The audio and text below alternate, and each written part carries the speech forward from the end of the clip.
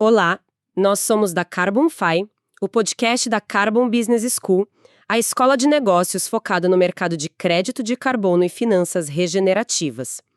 Hoje, a gente preparou uma análise a fundo sobre o movimento que pode ser, o termômetro definitivo para o cenário de tecnologia da América Latina em Wall Street. Estamos falando da possível abertura de capital do PicPay, a maior carteira digital do Brasil, que, segundo fontes do mercado, está mirando uma listagem para 2026.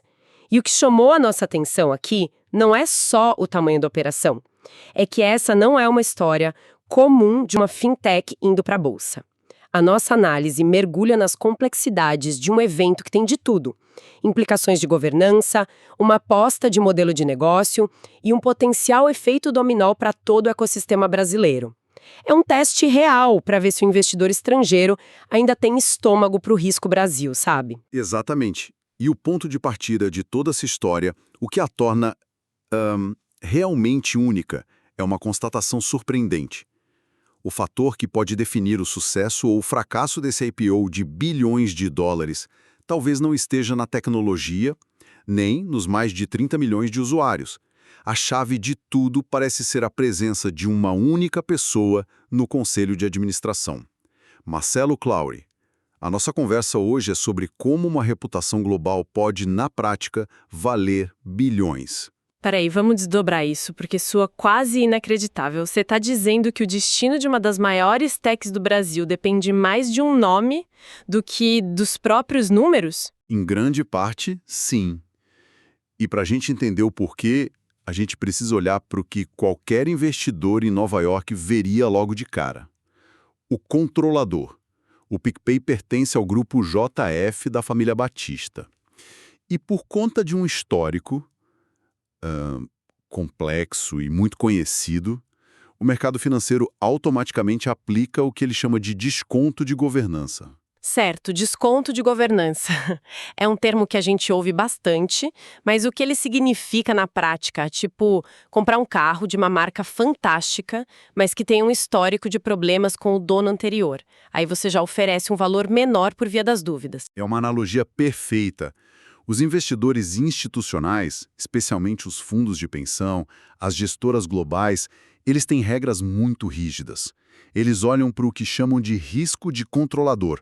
É um medo de que a família controladora, que tem o poder final, tome decisões que beneficiem a si mesma em detrimento dos acionistas minoritários. Então, eles se protegem. Eles olham os números da empresa, o potencial, e dizem: ok, isso vale X. Mas, por causa desse risco, eu só pago X menos 20%. Esse menos 20% é o tal do desconto. Entendi.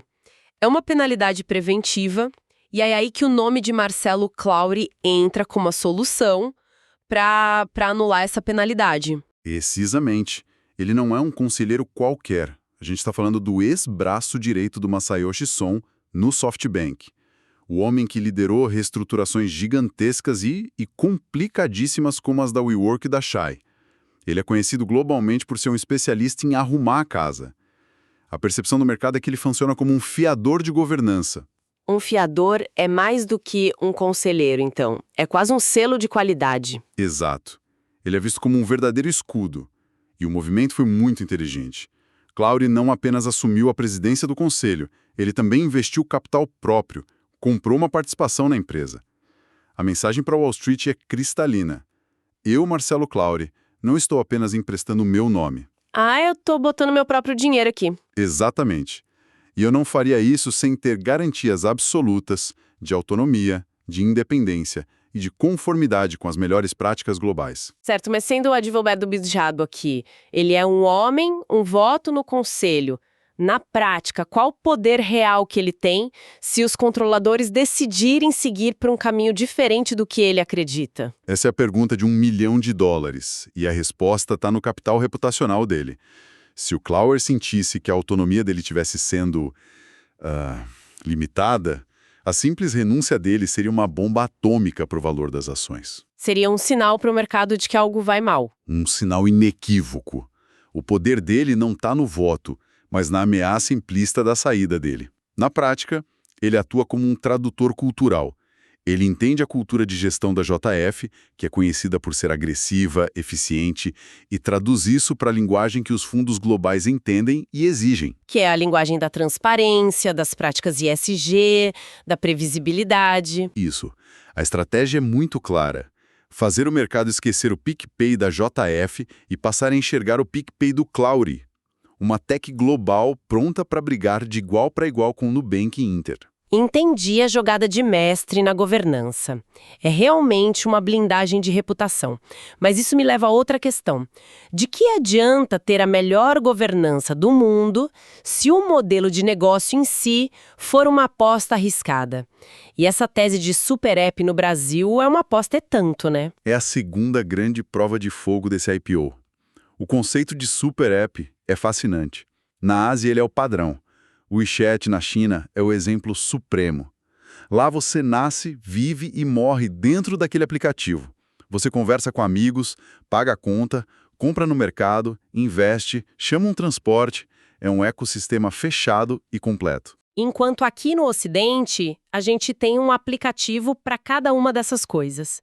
Meu celular tem uma tela inteira só para bancos, outra para delivery, outra para mensagens. É um modelo bem mais fragmentado. Exatamente. E por décadas o mercado se perguntou se o modelo do WeChat seria replicável por aqui. Muitos tentaram e falharam. O que torna o PicPay tão interessante é que ele é talvez o caso de uso mais avançado e bem-sucedido dessa tese nas Américas. Uhum. Ele conseguiu integrar numa única plataforma os pagamentos entre pessoas, um marketplace com milhares de vendedores, uma operação de crédito que cresce exponencialmente e investimentos seguros. A estratégia é a monetização cruzada. Te atrair com o serviço que hoje é quase commodity, como os pagamentos, e depois ganhar dinheiro de verdade com as outras verticais. E essa vai ser a parte mais difícil de vender para os investidores, imagino. Porque a era do crescimento a qualquer custo, de queimar a caixa para adquirir milhões de usuários, parece que acabou de vez. Acabou completamente. O mercado de 2026, com juros globais mais altos, não quer mais ouvir histórias bonitas sobre número de downloads. A pergunta no Roadshow não vai ser quantos usuários vocês têm, mas sim quanto dinheiro vocês ganham com cada um deles. O PicPay vai ter a missão de provar que não é só um app de pagamentos com margens espremidas pelo Pix, mas sim um ecossistema de crédito e serviços que gera lucro, de forma consistente.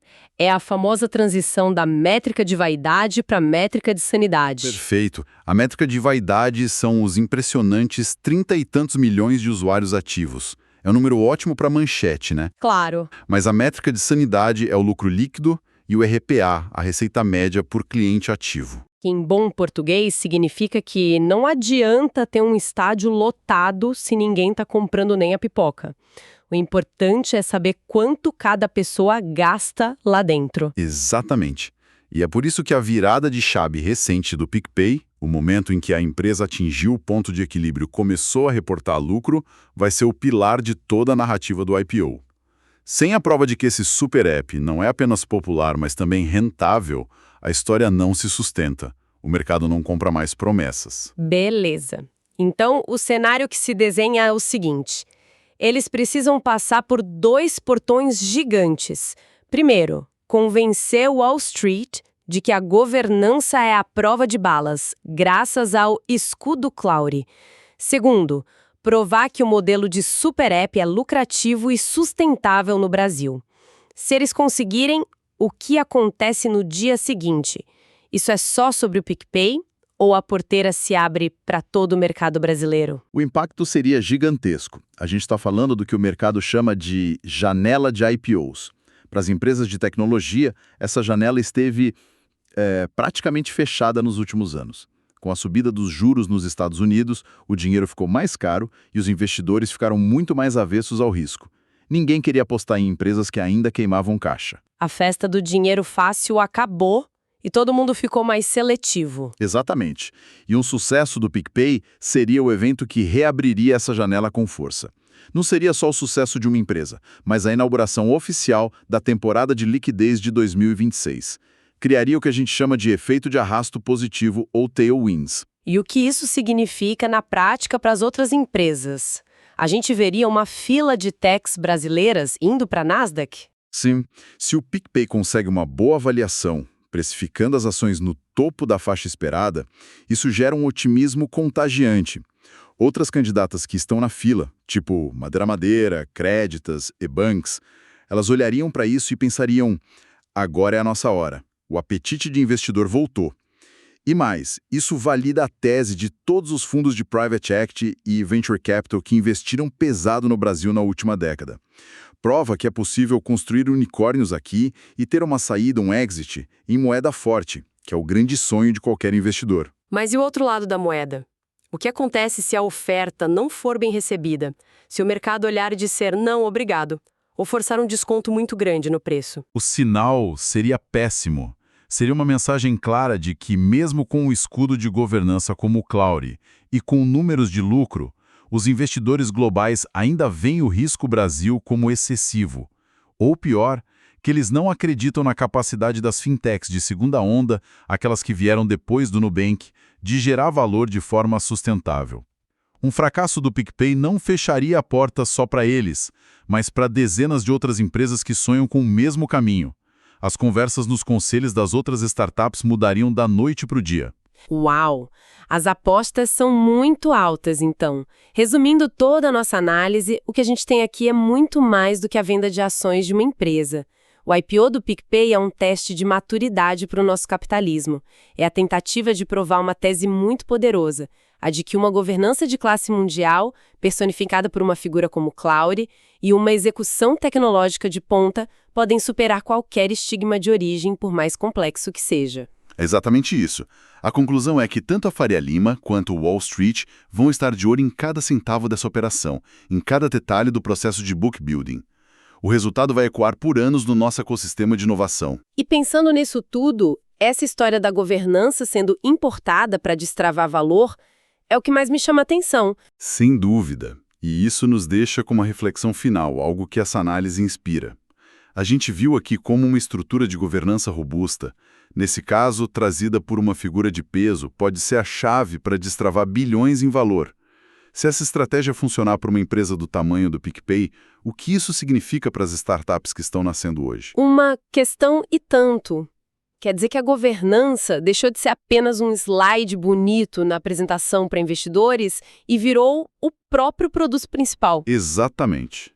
Será que ter uma estrutura de governança independente e com nomes de peso, quase como um produto em si, vai se tornar um pré-requisito desde o dia zero para qualquer empresa brasileira que sonhe em competir no palco global? Fica aí a provocação. Uma pergunta fundamental para o futuro do nosso ecossistema de tecnologia, e com ela, a gente encerra a nossa análise de hoje. E para mais conteúdo sobre o mercado de crédito de carbono e finanças regenerativas, siga a CarbonFi, para se manter sempre atualizado.